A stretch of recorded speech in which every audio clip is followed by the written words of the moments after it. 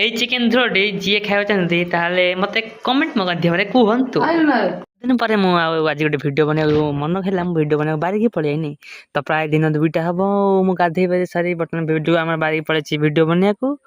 ଆଉ ତ ଆମ ବାରି ବୁଲିକି ଆସିଲେ ବାରିରେ ଦେଖିଛି ଏଇଭଳିଆ ହାଲତ। ଏବେ ଗଛ ଲଗା ହେଇଛି କିନ୍ତୁ ଗଛ ସବୁ ଲଗାଇଲେ କ'ଣ ହେବ, ଝିଟି ପିଟି ସବୁ ଗଛ କାଟିକି ଖାଇଦେଲେ। ଆଉ ଗୋଟେ ଅଳ୍ପ ଅଳ୍ପ ଗଛ ବକଟ ବକଟ ହେଇକି ଅଛି। ଆଉ ଆମର ଗୋଟେ ଏଇ ଯେଉଁଟା ଆମର ଅଛି କମଳୁ ଗଛ, କିନ୍ତୁ କମଳା ତା ଦେହରେ ଫଳିବାର କିଛି ଇଏ ନାହିଁ, ଦେଖା ଦର୍ଶନ ନାହିଁ।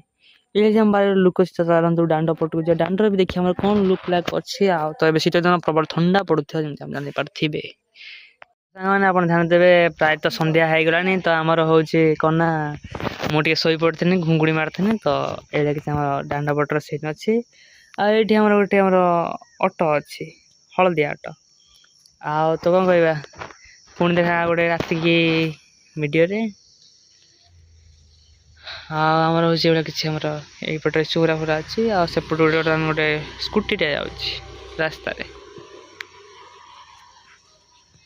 ତ ବର୍ତ୍ତମାନ ତ ଆମର ରାତି ହେଇଛି, ଆଉ ସନ୍ଧ୍ୟାବେଳେ ତ ବେଶୀ କିଛି ଦେଖେଇଲାନି। ତ ବର୍ତ୍ତମାନ ଆମର ଚିକେନ ତରକାରୀ ହେଉଛି। ଆଉ ଯେହେତୁ ଆଜି ବୁଧବାର, ତ ଚିକେନ ତରକାରୀ ହେଇସାରିଲା ପରେ ଆମେ ଚିକେନ ସାଙ୍ଗକୁ ଉଷୁନା ଭାତ ଗରମ କରିକି ତାକୁ ଚାକ କରିକି ଖାଇଯିମୁ।